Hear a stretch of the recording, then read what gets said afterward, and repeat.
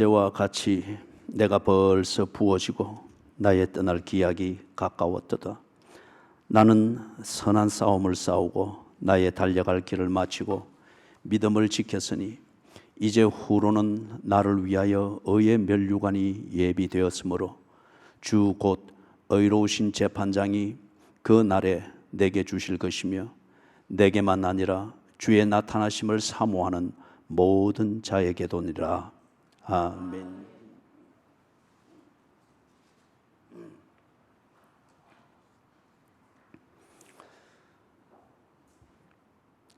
우리가 고난주의를 지나가면서부터 지금까지 복음의 본질적 요소에 대해서 지금까지 살펴왔습니다. 성육신, 그리고 복음이 임하였음을 증거하는 그 삶, 그리고 그 복음을 성사시키기 위해서 말씀한 대로 죽으시는 십자가의 죽으심, 그리고 그 십자가의 죽으심을 통하여서 거룩하다 칭함을 받은 자들이 그 거룩을 지키며 사는 성도의 견인, 이 인내, 믿음은 곧 인내로 나타나는 거죠. 이것이 얼마나 소중하며 그것이 불가피한가 하는 것을 보여주기 위해서 무덤에 들어가셨습니다. 그리고 그 삶이 이 세상에 사는 한 처세술이 아니고 존재의 본질이며, 그리고 존재의 본질은 시간과 공간에 매여 사는 이 물리학적 세계 안에서만 확인되어지고, 그리고 그 물리학적인 틀 안에서 화학적인 감정을 그렇게 확인하는 그런 종류의 행복, 그게 그리스도인의 영광의 전부가 아니라고 하는 것을 보여주기 위하여 부활하셨습니다. 새 생명입니다.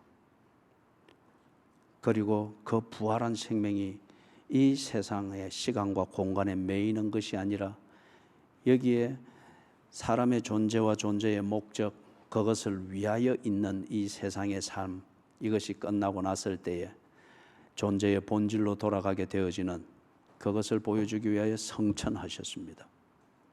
부활한 생명만이 성천할 수 있는 그것을 직접 보여주시고, 그리고 그분이 하늘 보좌에 앉으셨습니다.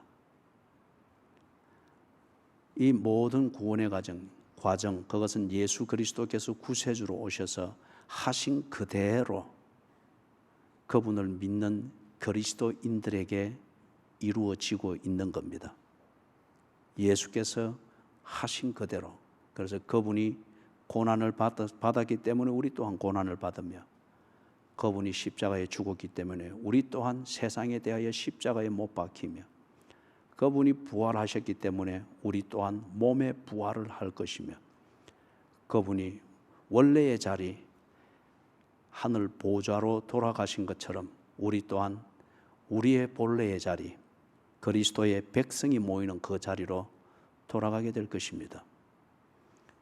그것이 사실이고 우리 믿음의 증거요 바라는 것들의 실상인 것을 언제나 확인할 수 있도록 하기 위하여서 그것을 증명하는 토큰, 증거와 같은 것을 우리에게 이 세상에 사는 동안 여러 가지로 보여주셨습니다. 그 중에 한 가지가 예배입니다. 이 예배와 경건의 생활을 통하여서 우리는 예수를 만나는 것을 경험합니다. 그리고 예수와 교제하는 것을 경험합니다. 그 천국이라고 일컬어지는 주의 백성들이 모여 주 되시고 왕 되시는 예수, 우리의 진정한 아버지 되시는 하나님, 그분의 그늘 아래서 함께 지내는 그 영광이 어떠한가 하는 것을 이 세상에서의 신앙생활들을 통해서 우리가 경험을 합니다. 그래서 세상에 살고 있으나 세상 사람이 아닌 것처럼 때로 그렇게 삽니다. 세상이 이해할 수 없는 그런 삶이 우리 가운데 있습니다. 이걸 지금까지 살펴왔습니다. 오늘 그 마지막 부분, 그리스도인의 이 영화로, 이것을 지난 주일에는 그리스도를 닮아가는 것, 이게 그리스도인의 영광이라고 했습니다. 이 세상에서도 잘 먹고 잘 살고 게을러 터졌으면서도 불구하고 언제나 건강하고 언제나 여유 있는 삶을 사는 것, 그거는 사탄의 전략입니다. 그거는 사기고 거짓말입니다. 이 세상에서 그리스도인으로 산다고 하는 것의 영광이 무엇인가? 그리스도인다움이 무언가? 그것은 그리스도를 닮아가는 겁니다. 그 사람을 보면은 그리스도가 보입니다. 그 사람의 인격을 보면은 그리스도의 마음이 보입니다. 그 사람의 삶의 내용을 보면은 그리스도인들이 가게 될 천국이 보입니다. 이게 그리스도인이 이 세상에서 나타내게 될 영광이고 그것을 누리는 겁니다. 그런데 그리스도인이 다 죽습니다. 그러면 죽고 나면은 이 세상에서 이루었던 영광, 누리던 영광도 죽음과 함께 끝나고 무덤에 들어가면서 없어지는가? 이래 되면은 고린도전서 15장에서 말하는 것처럼 이 그리스도인들처럼 불쌍한 사람이 없을 것입니다. 오늘은 죽음 이후에 완성되어지는 그리스도인의 이 영광, 이 세상에 사는 동안 그림자와 부분적으로 보고 그 실체를 분명히 확정하고, 그래서 이 세상에서 그리스도인으로 살아가는 것이 너무도 자연스러웠고 그 자체가 우리에게 기쁨이 되고 행복이 되도록 만들었던 그 실체, 그리스도인의 영광, 죽음과 함께 완성되어지는 이 그리스도인의 영광을 오늘 좀 그 그림을 보기를 원합니다. 지금 현재 우리가 세상 속에 있습니다. 세상 속에 있는 그리스도인입니다. 그런데 우리가 그리스도를 닮아가는 이것이 우리의 영광이고 이 자체가 우리의 목적이고 이게 우리의 가치관이고, 이 가치관이 그리스도인의 삶의 방식인 그 문화를 언제나 만들어갑니다. 그러다 보니까 세상 속에 함께 살지만은 세상과 다릅니다. 이질적인 요소로서 세상은 취급합니다. 그러다 보니까 세상과 언제나 대비가 됩니다. 꼭 빛과 어둠이 대비가 되듯이 확연하게 이게 대비가 되어집니다. 그런데 그리스도인이 세상을 변화시킬 이 목적을 위해서 세상 속으로 들어가야 됩니다. 어둠 속에 있어야 빛의 역할을 합니다. 그런데 이 세상 속에 그런 목적을 위하여서 함께 거하다 보니까 때로 세상과 구분이 안 되게 보입니다. 삼자가 볼 때는 니도 똑같은 죄인이구만, 너도 별 수 없이 풀의 꽃처럼 떨어지는 인생인데 뭘 그렇게 사나, 어떤 이런 식으로 취급을 받을 수밖에 없습니다.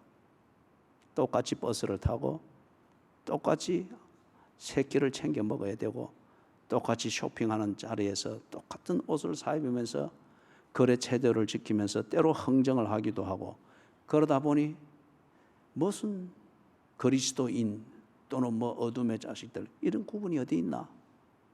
똑같은 세상 속의 사람으로 그렇게 취급을 당합니다.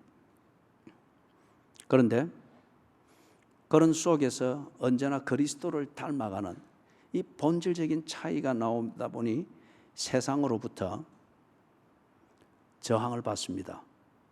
그리고 세상이 그리스도인을 표적으로 삼습니다. 사회를 어지럽게 하며 화목을 깨는 자들이라 하면서 세상이 자기의 패러다임대로 따라와 주지 않는 것을, 그것을 원인으로 삼아서 그리스도인들은 세상을 어지럽게 하는 자들이며 가정의 평화를 깨드는 자들이며 부부의 금실을 깨는 그런 자라 하여서 표적을 삼습니다. 공격을 합니다. 세상의 가치관과 세상의 목적, 그 기준을 가지고 볼 때에 그리스도인은 반역자입니다. 그래서 반역자로 몰아가며, 반역자라는 이 사전적 의미를 가지고만 볼 때에 반역자는 사형을 시켜 마땅합니다. 그래서 그리스도인을 핍박을 하고 괴롭히고 조롱하고 모욕하고 그들의 권리를 빼앗고 그들의 생명을 장난감처럼 그렇게 취급을 하면서 그리스도인의 인권을 어떤 오락의 대상으로 삼는 이것을 세상은 당연하게 여깁니다. 세상을 어지럽게 하는 자들이며 세상의 가치를 반역하고 매도하는 자들이라 이렇게 되어지니 그들의 정의의 체제에서는 이렇게 벌 주고 사형을 시키는 것이 맞다는 거죠. 그래서 어느 신앙의 선배가 성경에서 그렇게 고백을 했습니까? 시편에서 시편 기자가 그랬죠. 눈물이 내 양식이 됩니다. 눈물이 내 양식이 됩니다. 이게 세상 속의 그리스도인입니다. 지난 주일날 보았던 것처럼 그럼에도 불구하고 눈물을 양식으로 먹으며 살지라도 그걸 통해서 내 겉사람은 후패하나 내 속사람은 날로 강건해지도다. 그리스도를 더욱더 닮아가는 이 자체가 나의 그리스도인된 정체성, 나의 그리스도인된 본질을 확연하게 드러내고 그게 자기다움이라고 하는 이 완성도를 보게 되어지니 그리스도인은 그게 진정한 기쁨이 됩니다. 그리스도인의 영광이 드러나죠. 그런데 이 그리스도인이 다 죽습니다. 한 번 죽는 것은 사람에게 정하신 것이요 그 후에는 심판이 있으리라. 그래서 육체 속에 사는 이 생명을 가리켜서 전도서를 기록한 지혜자는 인생은 풀의 꽃과 같다. 풀을 키우는 그 기대는 그 풀에서 풀과 대비할 수 없는 그 아름다운 꽃이 피는 것을 기대하기 때문입니다. 그리고 풀이 우리에게 그렇게 한편 처량할 수밖에 없는 것은 그 꽃을 즐기기도 전에 꽃은 시들어서 떨어집니다. 플라톤이 소크라테스의 변명에서 말하는 것처럼 가장 추한 것은 아름다운 것에서 나온다고 했습니다. 아름답다고 여기서 취해 볼량 다가갔는데 이미 시들어 있습니다. 시든 꽃처럼 우리에게 허망함을 가르치는 이 피조물이 또 없을 것 같습니다. 인생은 풀의 꽃과 같듯이 육체 가운데 살고 이 세상 가운데 사는 그리스도인들도 육체가 맞이하는 풀의 꽃과 같은 이 인생을 반드시 지나가야 됩니다. 모두가 다 죽습니다. 그렇다면 그리스도인의 영광은 무엇인가? 이 세상에 사는 동안 그리스도를 닮아가는 그것이 그리스도인의 영광이었다고 하면은 풀의 꽃처럼 이 그리스도인의 육체가 떨어질 때 그때의 이 그리스도인의 영광도 그렇게 죽음과 함께 묻혀버리는 것인가? 그리스도인의 영광은 무엇인가? 그냥 좋은 사람으로 기억되어지는 것, 참 봉사 많이 하고 좋은 일 많이 하고 인심이 후했던 사람이다, 좋은 사람으로 기억되어지는 것. 흔히 사람들이 이야기하듯이 호랑이는 죽어서 가죽을 남기고 사람은 죽어서 이름 석자를 남긴다고 하는 그 가치관에서 죽고 난 그리스도인의 영광을 잣대질을 하는 것인가? 그래서 좋은 사람으로 기억되어지기 위해서 살아있는 동안에 열심히 봉사하고 선하게 살고 선심 베풀고 그게 그리스도인의 영광인가? 참 허망할 거예요. 그죠? 허망할 거예요. 아니면은 그 그리스도인이 남기고 간 영향력, 그 영향력의 흔적. 오늘 청년들이 수련회 가는 그 장소에서 우리 신앙의 선배 중에 순교하신 분들의 이름이 한 두세 명 거론이 되어졌습니다. 문전도사님, 손목사님, 그런 분들이 남기고 간 영향력이 대단한 것 사실입니다. 그런데 그게 그리스도인의 영광, 죽었어도 누리게 되는 그리스도인의 영광의 전부일 것 같으면은 굳이 예수 믿을 필요가 뭐가 있을까?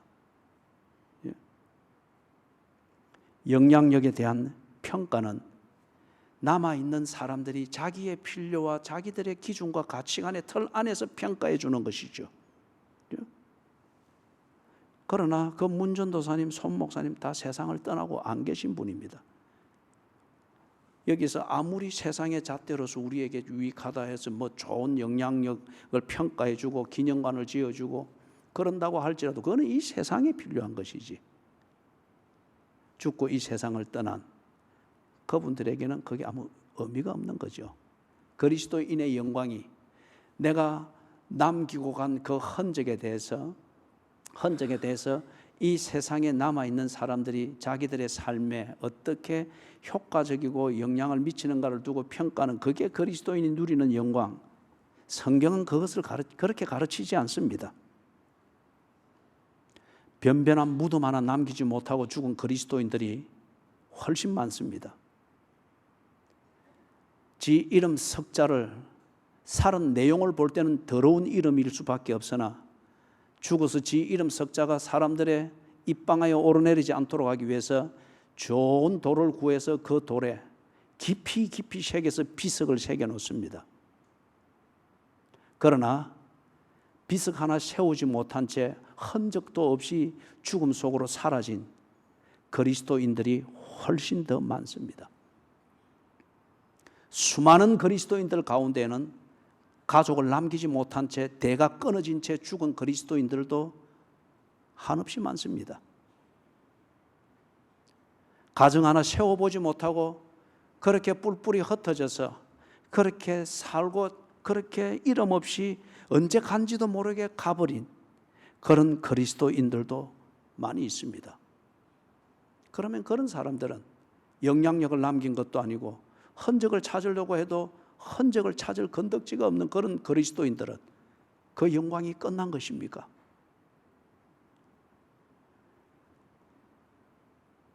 제가 7살 때 소천하신 저희 아버님도 저는 임종하는 자리에 없었습니다. 그때 저는 고아원에 있었습니다. 뒤에 정갈이 와서 위에 작은 형님하고 기차를 타고 이래 가보니까 장례식을 다 끝나고 난 뒤 이틀이 지난 뒤였어요. 그래서 어린 나이지만은 하는 얘기를 들어보니까 아버지가 그 당시에는 결핵이 걸리면 죽는 병이었죠. 결핵이니까 격리가 되어진 채 산속에 버려진 그 움막에서 어머니가 마지막 간호를 하면서 그리고 하나님께 기도하고 그렇게 하면서 임종을 하신 겁니다. 그러니 병환으로 죽은 그 시신을 사람들은 함부로 만지려고 하지도 아니할 뿐만 아니라 깊은 산속에 버려진 움막에서 그렇게 격리 아닌 격리를 하면서 그렇게 죽었기 때문에 이 시체를 누가 거두줄 사람이 없습니다. 기가 막히게도 그때 외출 나온 군인들이 그 산에 겉으로는 이렇게 보면 산행을 아주 하는데 유명한 산이기도 해요. 그리고 왔다가 그 깊은 골짜기까지 들어온 거예요. 그래서 이 군인들이 이 사정을 알고서 비가 주룩주룩 내리는데도 이들이 팔을 걷어붙이고 시신을 거둔 겁니다. 거적대기를 어디 구해 와가지고 둘둘 말고 지게에 지고 서로 번갈아 져가면서 그 산자락 밑에 내려오면은 공동묘지가 있었습니다. 연고지가 없는 자들을 묻고 하던 그런 곳이죠. 거기에 저희 아버지 시신이 묻혔습니다. 그러면 저희 아버지는 임종하기 3일 전에 나름대로 환상을 보면서 그걸 가지고 청산하지 못한 죄악들을 어머니에게 사과해야 될 것, 용서를 빌어야 될 걸 빌고, 큰아들에게 용서를 빌어야 될 것을 빌고, 또 다른 하나를 용서를 빌어야 될 것을 빌고, 그러고는 3일 뒤에 임종을 하셨다는 거예요. 임종하는 장면을 어머니가 이야기하는데 그렇게 참 뭐라 그럴까요? 화나더라는 거예요. 결핵으로 죽은 사람답지 않게. 지난 주일날 우리가 임종의 모습에서 보게 되는 것, 그리스도인의 영광을 보는 것, 이것을 우리가 이야기했습니다. 그렇게 임종해서 그리스도인으로 임종하셨습니다. 3일 전에 임종을 했다고 믿었는데 당신의 증거는, 다시 돌아와서 증거는 보좌에 앉으시니가 보따리 3개를 주면서 이것을 해결하고 와야 한다. 그게 용서를 구하는 회개였습니다. 그리고 갔습니다. 그리스도인으로 인정했다고 하는 증거 중에 하나입니다. 그러나 그분의 주검이 묻히는 그 모든 절차와 마지막 안지는 공동묘지, 연고지가 없는 데에서 묻혔고, 비 오는 날 거적대기에 말려서 군인들이 지는 그 지게에 지어져서 그렇게 장례식 아닌 장례로 그렇게 끝났습니다. 내 아버지의 영광은 그렇게 비참하게 끝난 것일까요?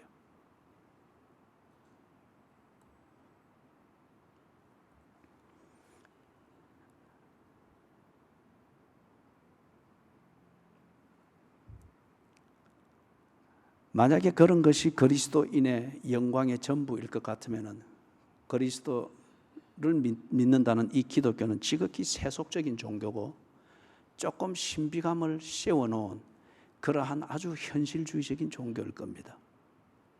아니면은 현실의 어려움과 이 도전들을 도피하기 위해서 좀 신비적인 피안의 세계를 만들어 놓고 현실을 도피하면서 좀 도덕적인 것으로서 자기를 가장하면서 현실에 대한 책임을 신비한 얘기와 분위기로서 도피하는 아주 비겁한 종교인들이 될 거예요. 그러나 드러나야 될 영광은 아무것도 없는 그러한 종교인들이 될 거예요. 그리스도인의 영광은 그런 것이 아닙니다. 저는 그날 아침 그 문에서 내 육신의 아버지를 만날 것입니다. 부활한 몸으로 계실 것입니다.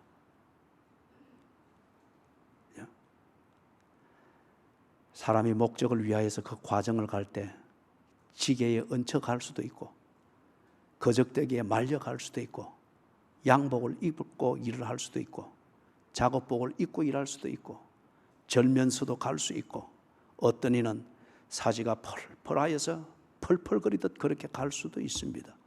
목적을 향하여 가는 과정에서 그 가는 과정은 자기의 사명을 다하는 데 있어서 꼭 필요한 대로 가게 됩니다. 그걸 통하여서 그 자체가 영광이라 말할 수는 없죠. 자기다움이라 말할 수는 없죠.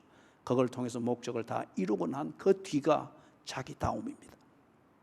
그날 아침 그 문에서 그렇게 가신 육신의 모습은 그렇게 가신 내 아버지를 만날 것이며 그리고 그렇게 가신 내 어머니를 만날 것입니다. 그때는 똑같을 것입니다.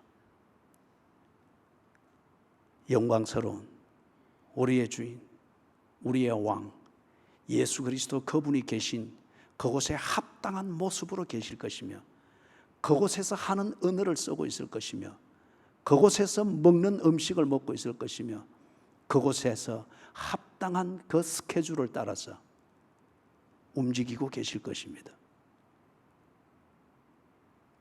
이렇게 말할 수 있는 것은 고린도전서 15장 12절 13절 그리고 19절 20절에 보면은 바울이 이 분명한 확신을 가지고서 부활을 이야기를 합니다. 예수 그리스도의 부활을 12절에 그리스도께서 죽은 자 가운데서 다시 살아나셨다 전파되었거늘 너희 중에서 어떤 사람들은 어찌하여 죽은 자 가운데서 부활이 없다 하느냐. 만일 죽은 자의 부활이 없으면 그리스도도 다시 살아나지 못하셨으리라. 19절 만일 그리스도 안에서 우리가 바라는 것이 다만 이 세상의 삶뿐이면 모든 사람 가운데 우리가 더욱 불쌍한 자이리라. 20절 그러나 이제 그리스도께서 죽은 자 가운데서 다시 살아나사 잠자는 자들의 첫 열매가 되셨도다. 아멘. 첫 열매가 되셨도다. 첫 열매라는 이 표현이 암시하는 것은 똑같은 종류의 열매가 뒤이어 생산되는 것을 의미합니다.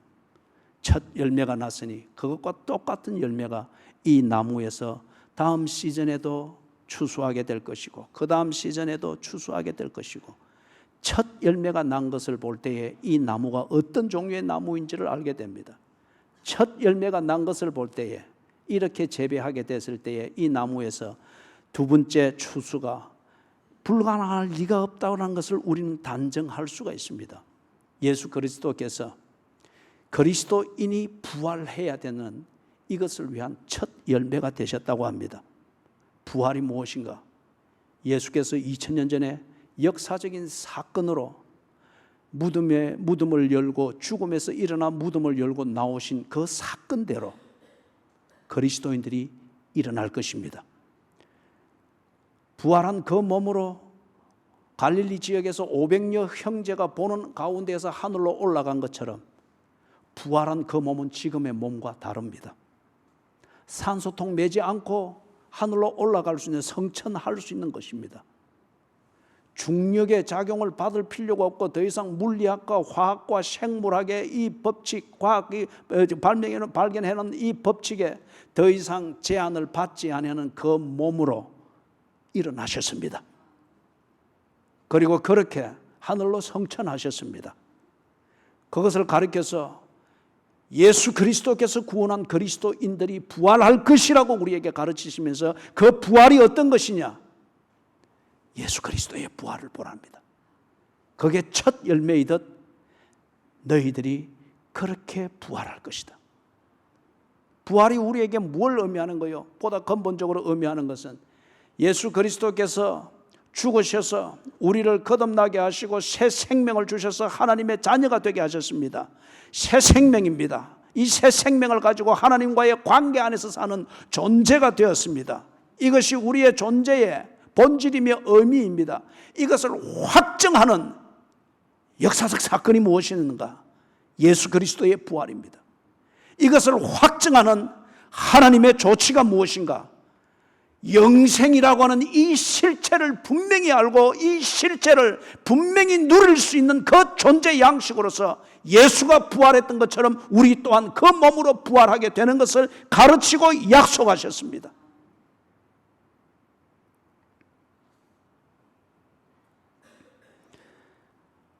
부활하신 예수께서 당신이 계셨던 그곳으로 올라가셨습니다. 우리는 그것을 가리켜 천국이라고 말합니다. 또는 하나님 나라라고 말하기도 하고 마태복음에서는 하늘나라, 한문으로 표현하면 천국이죠. 거기로 올라가셨습니다. 거기서 오셨으니 거기로 가셨습니다. 당신의 나라입니다.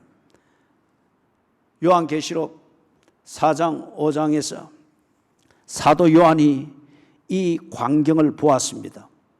사도 요한이 나이로 볼 때는 임종할 때가 다 되었습니다. 쇠약한 그 몸으로 더 이상 이 세상의 사도로 살면서 그리스도인의 역할을 하기에는 이제는 다 된 것 같습니다.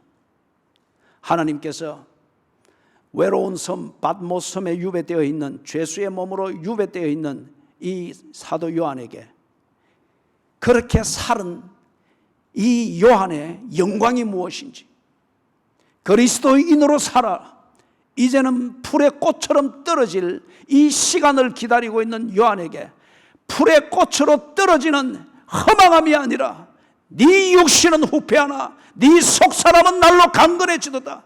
네 영광이 무엇인지, 네 영광이 장수가 아니라 네 영광은 하나님의 자녀이며 하나님의 자녀의 그 생명은 풀의 꽃처럼 떨어지는 것이 아니라, 영향력이 아니라 죽고 난 다음에 살아있는 사람들이 평가해 주기에 달려있는 그러한 이름 석자의 가치가 아니라 네 영광은 하나님의 자녀로서 하나님의 자녀가 있어야 될 곳에 있을 것이며, 하나님의 자녀가 살아야 될 그 패러다임 속에 있을 것이며, 하나님의 자녀가 불러야 될 노래를 부를 것이며, 하나님의 자녀가 누려야 될 그 일상의 삶을 살게 될 것이니라. 그 광경을 환상으로 보여주셨습니다. 그게 요한계시록입니다. 거기서 보니까 4장에서 열리는데 자기가 올라가서 보니까 거기에 예수 그리스도께서 거기 앉아 계십니다. 가운데 그 보좌에 앉아 계십니다. 그분의 원래의 모습으로 돌아가 있는 겁니다. 그래서 거기 8절 4장 8절 내 생물은, 저 보좌 내 모퉁이에 서 있는 내 생물은 각각 6 날개를 가졌고 그 안과 주위에는 눈들이 가득하더라. 그들이 밤낮 쉬지 않고 이르기를 거룩하다 거룩하다 거룩하다 주 하나님 곧 전능하신 이여 전에도 계셨고 이제도 계시고 장차 오실리라.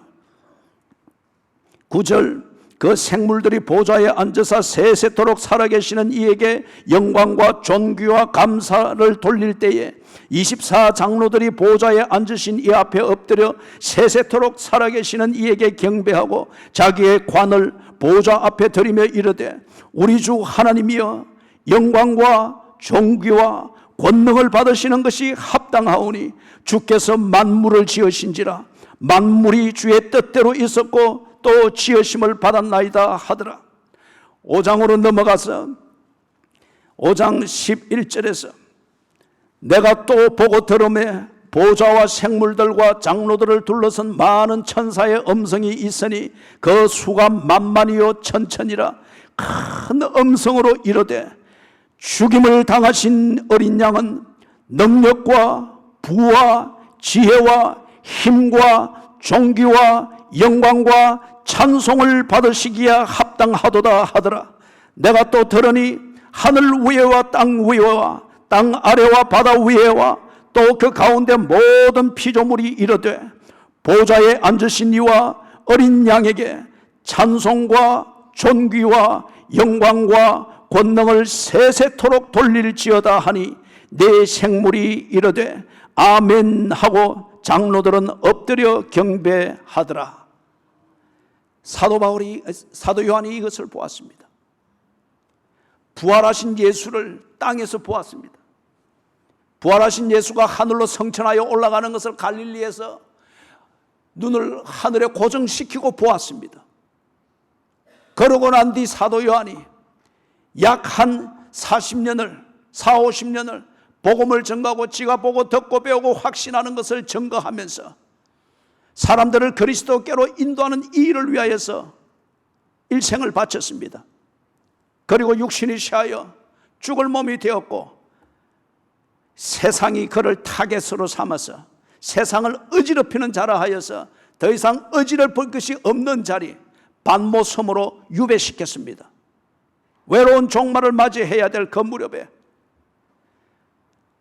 하나님께서 요한에게 요한이 완성하게 될 자신의 그 영광, 자기다움, 이것을 보여준 겁니다.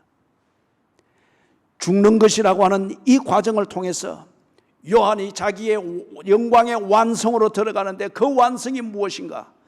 보좌에 앉으신 어린 양, 바로 이 땅에 40-50년 전에 죽음을 이기고 부활하신 그 예수를 본 그대로 그가 거기에 앉아 계시는 거예요.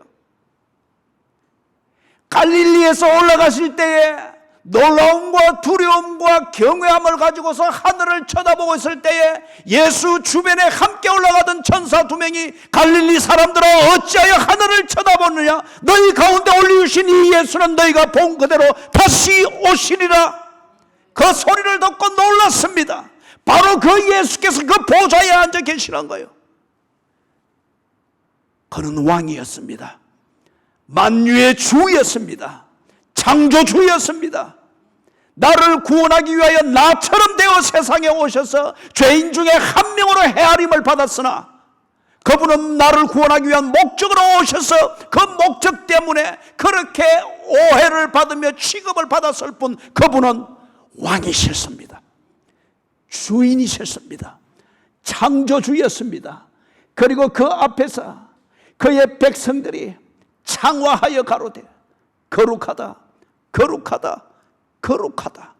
존귀와 영광과 힘과 능력을 그에게 돌릴지어다. 그 가운데에 요한이 있을 것이라는 거예요. 그 노래를 요한이 함께 부를 거라는 겁니다.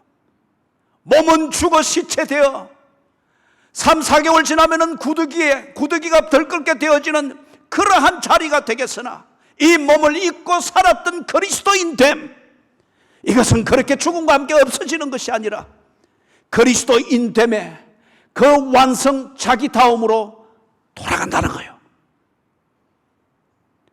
보좌에 앉으신 그 어린 양 예수 그리스도 앞에서 진정 그리스도인이 불러야 될 노래를 부르며 그리스도인이 해야 될 그 말을 하며 그리스도인이 살아야 되는 그 진정한 그 교제, 왕과의 교제, 이것을 하고 있는 것을 보여줍니다. 예수님께서 살아계실 때에 거지 나사로의 얘기를 해주었죠. 많이 소유했으나 못되기 짝이 없고 많이 소유하고 사람들이 먹지 못할 정도의 산의 진미를 먹으면서 사나 인격과 성품과 사는 내용은 버르지만도 못한 그 부자의 집 앞에 가난하기 때문에 버르지처럼 취급을 받았죠. 그래서 부자의 개가 나와서 가난하기 때문에 병들어 있고 병들었기 때문에 버림받은 거리에 버려진 쓰레기처럼 취급을 받는 이 거지 나사로에게 부잣집 개가 와서 헌대를 핥았죠. 그렇게 살았습니다. 아무런 영향력을 남긴 게 없습니다. 저게 왜 사나 싶을 정도로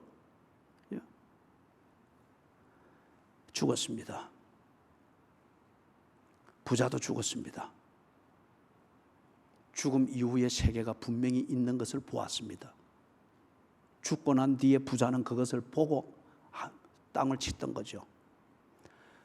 이 거지 나사로는 천국에 있는 아브라함의 품에 있고 이 부자는 지옥 구덩이에 빠져 있었습니다. 이 세상에 사는 동안 어떤 그리스도인은 거지처럼 살면서 그리스도인다운 삶을 살 수 있습니다. 이 세상에 사는 동안 어떤 그리스도인은 평생 병을 짊어지고 살면서 그것이 그가 그리스도를 닮아가는데 합당할 수 있습니다. 그걸 두고서 세상은 치욕적이라 말하고 거지를 버러지처럼 그렇게 취급할 수 있습니다. 그러나 그리스도인의 영광은 세상의 잣대로 재단질을 하는 대로 되어지는 게 아닙니다. 그리고 죽는 것과 함께 구더기에 밥이 되어지는 육체처럼 그리스도인의 영광도 그렇게 서러지는 것이 아닙니다. 거지 나사로가 죽었습니다. 그는 그리스도인이었습니다. 하나님의 백성이었습니다. 아브라함의 품속에 있었고 부자는 지옥 불구덩이에서 물 한 방울이 아쉬워서 간청하고 간구하고 있는 모습으로 나왔습니다. 바울이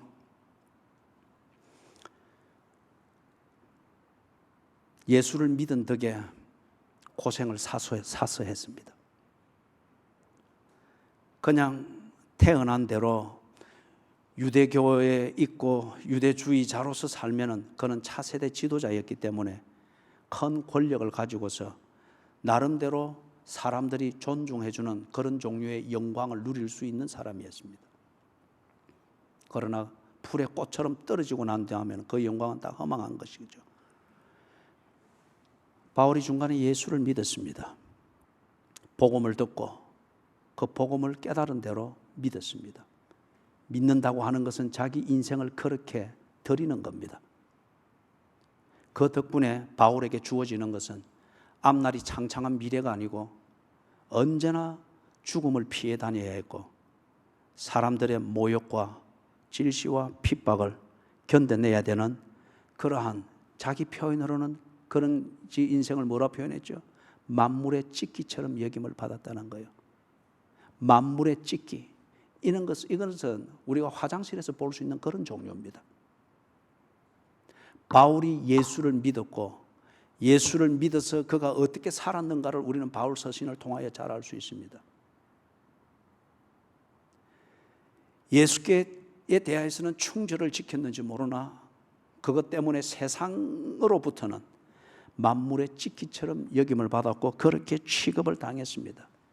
매도당했고 배신당했고 모욕거리가 되었고 조롱거리가 되었고 그리고 바울을 죽이는 것을 정의로 여기는 것처럼 꼭 영국에서 하는 그 시즌의 축제처럼 토끼 사냥할 때, 여우 사냥할 때 사냥개와 말을 탄 이 사냥꾼들이 쫙 밀집해가지고 한 방향에서 막 몰아가잖아요.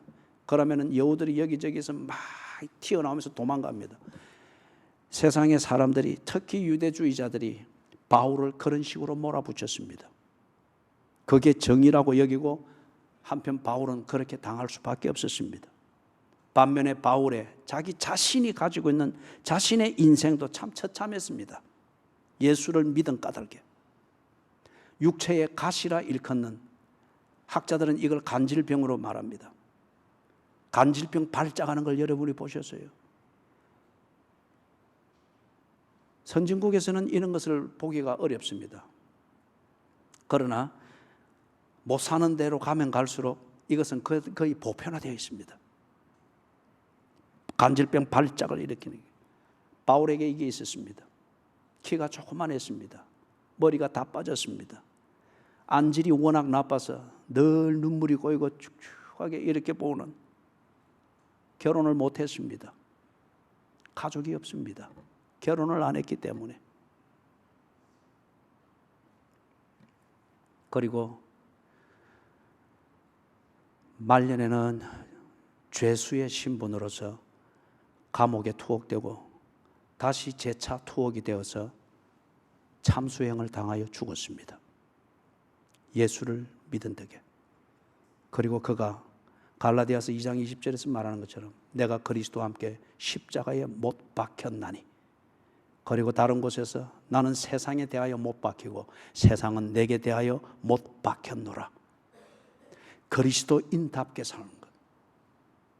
그래서 예수를 믿는 자들은 바울을 볼 때에 그리스도를 알아갔습니다. 한편 세상은 어떻게든지 바울을 죽이려고 했습니다. 미친 자라고 하여, 또는 세상을 미혹해 하는 자라고 하여, 그리고 소요를 일으키는 자라고 하여 그를 죽이려고 했습니다.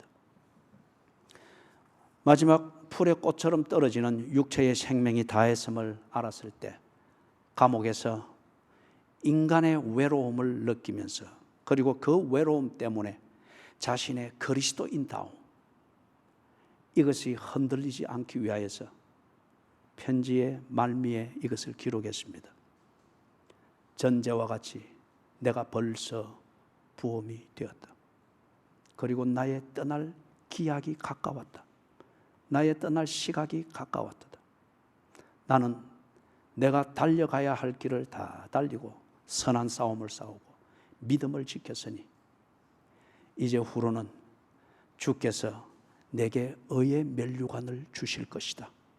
그런데 이것은 내게만이 아니라 나와 같은 믿음의 삶을 살은 그리스도인들에게 다 이 면류관을 주게 될 것이다. 자신이 추구해왔던, 그리고 이 세상의 삶을 살면서도 세상이 주는 핍박, 이것이 주는 고통과 외로움, 이것도 크지만은 그거보다 더 큰 그리스도인의 영광을 밤마다 확인하고 날마다 확인하고 돌에 맞아 죽어 이슬 맞으면서 깨어날 그때에도, 감옥에 갇혀서 큰 채찍 맞고 감옥에 던져짐을 당해서 정신 차리고 일어날 그때도 채찍에 맞아 살이 다 찢어지고 터진 게 나중에 피가 말라붙을 때는 이게 얼마나 집어 당기는 이 고통이 심해요. 의식이 깨면서 그럴 때에도 그 고통이 죽음과 같은 것이나 이것보다 더 큰 그리스도인의 영광, 그리스도인다움, 그리스도를 닮아가고 있는 내 삶, 이것을 보며 그는 감옥에서 찬송했습니다.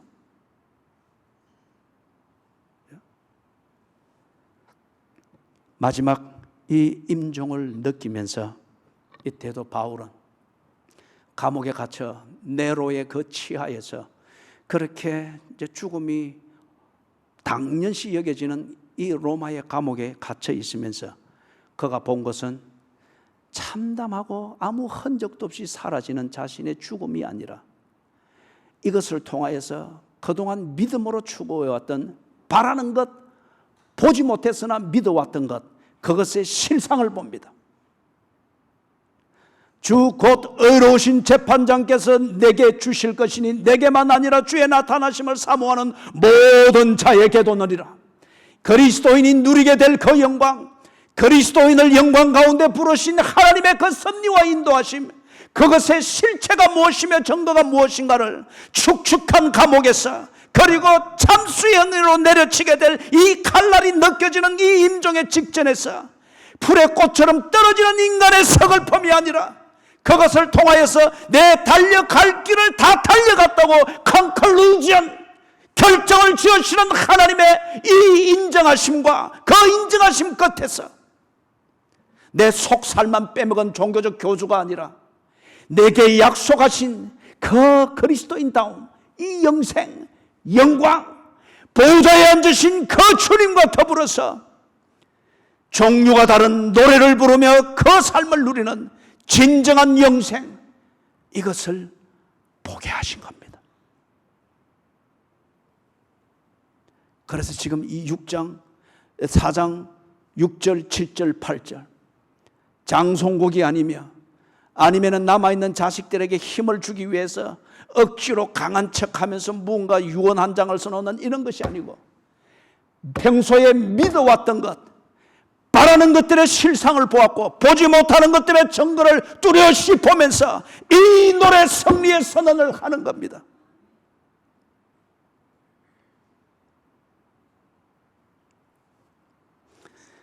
예수님께서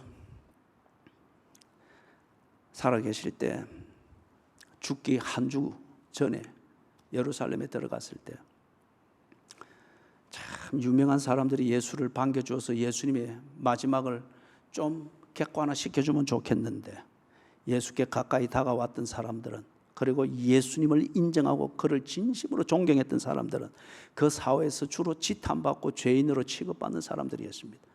그 중에 한 명이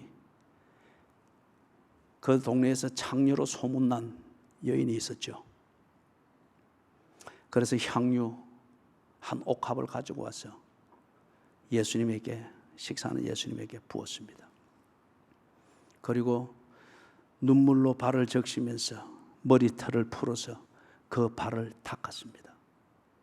이걸 보면서 그 동네의 유지들이자 종교 지도자들은 그 여인을 비난했습니다. 조롱했습니다. 그리고 예수님을 더불어 비난했습니다. 당신이 선지자면은 저 여자가 창녀인 줄 모릅니까? 죄인인 줄 모릅니까? 그러면서 그 여인의 서비스를 받고 즐기고 있는 듯한 예수님의 모습으로 매도를 하면서, 그 다음에 다른 한편 그 여인을 두고는 예수께 진정 마음을 쏟아놓으며 자신의 진정한 주인을 발견하여, 창녀로 살았던 이 여인이 뭐 어휘가 풍부하겠습니까? 문법적 표현이 정확하겠습니까? 말을 잘 하겠습니까? 제3의 언어이자 진정한 영혼의 언어는 눈물입니다. 이 여인이 그 눈물을 쏟아놓으며 머리털을 풀 때 이 매끄럽게 살았다고 여겨지는 이 종교 지도자들과 동네 유지들은 이 여인을 비난했습니다. 네가 또 한 남자를 유혹하려느냐, 이런 식으로 비난을 했습니다. 창녀였기 때문에, 사회적 신분이 창녀였기 때문에. 그때 예수님이 말씀을 하십니다. 마태복음 26장 10절에서 너희가 어찌하여 이 여자를 괴롭히느냐, 그리고 16절에서 이 여자가 한 일, 이것이 얘기될 때마다 그를 기억하리라.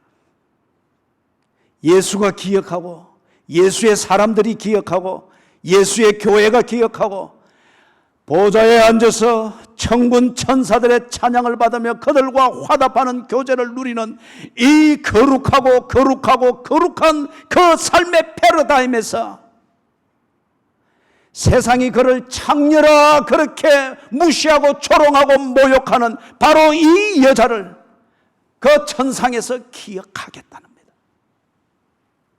그 여인의 영광입니다. 사랑하는 여러분, 교인들을 한 번씩 생각을 해봅니다. 우리가 이 시리즈를 해오면서 칭의를 말할 때에 야쿠르트 장사, 손바닥만한 그림자를 쫓아가면서 성경을 읽으려고 숨어서 애를 쓰는 그런 모습들도 우리가 이야기를 했고, 교인들을 생각을 해봅니다. 교회 안에 청소하는 사람도 있고, 파출부로 지내는 사람도 있고, 야쿠르트 구름말을 끌고 하루 종일 다니는 우리 교인들도 있고, 이혼을 당하여서 억울하게 이혼당한 사람으로서 살아가는 그러한 교인들도 있고, 과부 아닌 과부 되어서 그러나 예수를 발견하고 예수를 믿기 위해서 애를 쓰는 그런 교인들도 있고, 그들이 사회에서는, 그리고 직장에서는, 생계 현장에서는 상당히 고난을 당하며 모욕을 당하며, 그럼에도 불구하고 그리스도인 된 자신의 믿음을 지키려고 하는 것 때문에 불이익과 모욕과 조롱을 당하고, 심지어는 배우자로부터도 더욱더 조롱을 당하고, 거기에 어쩌면은 이혼을 정당화시키는 감정을 자극하는 요소로 작용을 할 수가 있겠죠.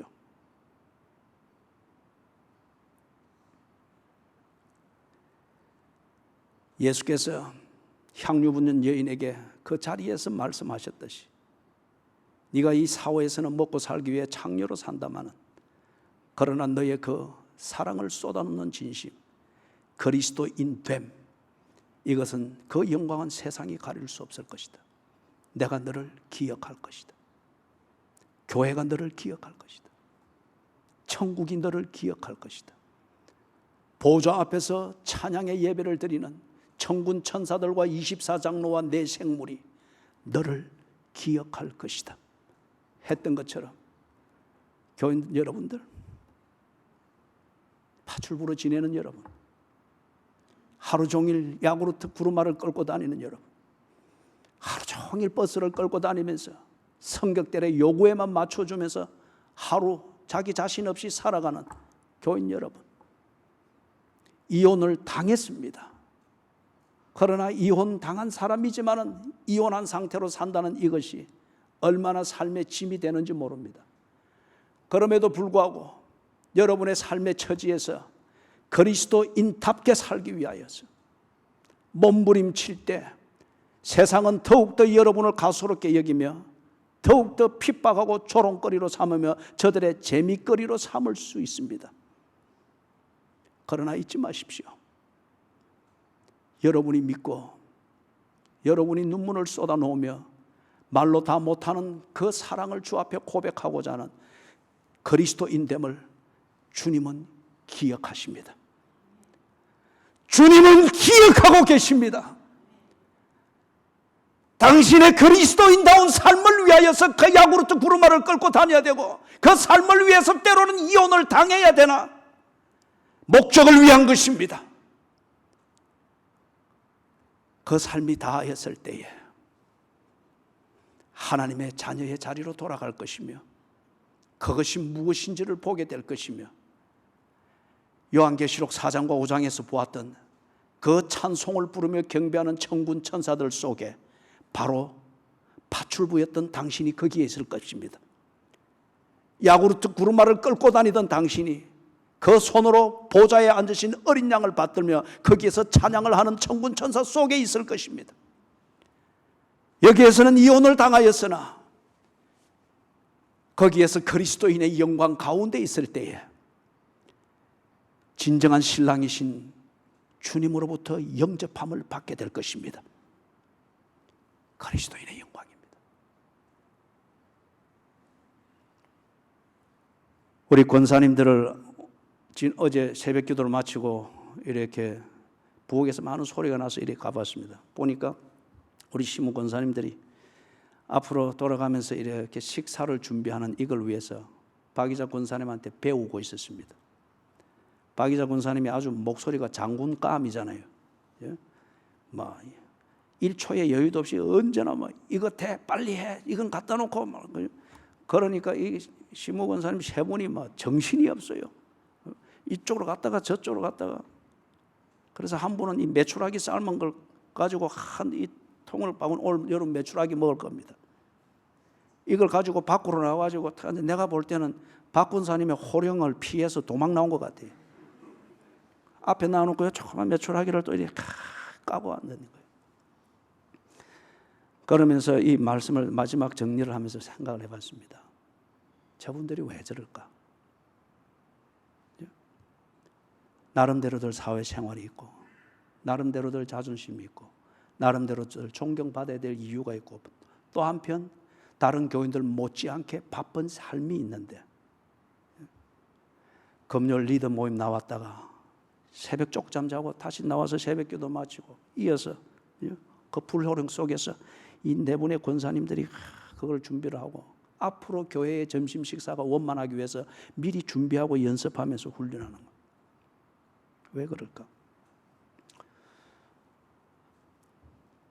그걸 통해서 사회적으로나 경제적으로 받는 손해는 많을 것입니다. 그리고 이해하지 못하는 가족들로부터 구박이나 불만이나 핍박이 있을 수도 있을 것입니다. 한편 그것을 이해하지 못하는 교인들이 그걸 두고서 감사보다는 불만과 비판을 받게 되는 열심이 될 수도 있을 것입니다. 그러나 주께서 그 여인을 기억하듯 주께서 당신들을 기억하십니다. 조그만 매출하게 알을 까던 그 손길과 집중력, 그걸 가지고 다른 사람들은 많은 돈을 벌고 명예를 얻고 권력을 얻는 데 집중을 하나 당신들은 교인을 먹이기 위하여서 새벽같이 나와서 그 알을 까고 있는 그 조그만 일, 그러나 누구도 알아주지 않는 그 일을 주님은 기억하고 계십니다.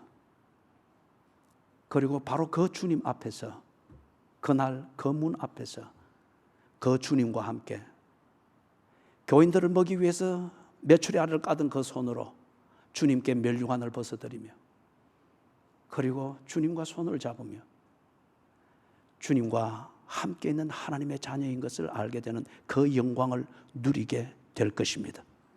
사랑하는 여러분들이요, 그리스도인답게 사십시다. 예수 그리스도의 십자가와 부활을 통하여서 우리를 구원하시기 원하는 하나님의 마음과 그 행동의 진실성을 보았습니다. 그렇다면 이제 그것에 우리의 온 인생과 가치를 싣고 그리스도를 닮아가는 그 삶에 집중합시다. 때가 되면 풀의 꽃처럼 떨어질 것입니다. 세상은 시들은 꽃이라 하여 버리겠으나 주님은 당신을 기억할 것입니다. 나를 위하여 이렇게 살다 풀의 꽃처럼 떨어졌구만.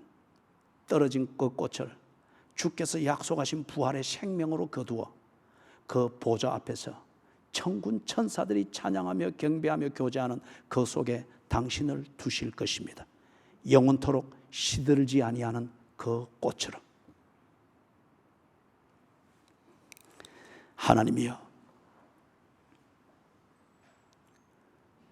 복음을 듣고 복음을 깨닫게 해주시옵소서. 그리고 믿게 해주시옵소서. 신중하게 살되 더 이상 죽음을 두려워하여 비급해지지 않도록 해주시고, 뭔가 이름 석자를 남기기 위하여서 쇼하듯 인생을 살지 않도록 해주시옵소서. 나는 결코 꽃이 될 수 없는 인생인 것을 또한 인정하게 해주시옵소서. 나를 구원하시기 위하여 스스로 떨어진 꽃처럼 되었던 예수 그리스도를 절대 신뢰하면서 그리스도를 닮아가는 삶에 담대하게 하시고 일관되게 하시고 그리고 충성스럽게 해 주시옵소서. 그래서 세상은 그 잣대로 나를 모욕하고 조롱하고 비난할지라도 내 속 사람은 더욱더 그리스도를 닮아가 그리스도께서 나를 인정하며 높이는 것을 알게 해 주시옵소서. 그리고 하나님 보여주시옵소서. 때로 흔들릴 때 풀의 꽃처럼 떨어지는 것과 같은 그 위기감과 허망함을 느낄 때 사도 요한에게 보여주시고 바울에게 보여주시고 향유 붓는 여인에게 들려주셨던 것처럼 그리스도인이 누리게 될 그 영광의 완성을 보여주시옵소서. 그리하여 저들의 삶에서 언제나 일어나게 하시고 그리스도, 그날 그 문 앞에서 그리스도를 찬양하고 경배하듯 이 땅에서도 변함없이 그리스도를 경배하며 찬양이 끊어지지 않는 삶을 지속하게 해 주시옵소서. 예수 그리스도의 이름으로 간절히 기도드리옵나이다. 아멘.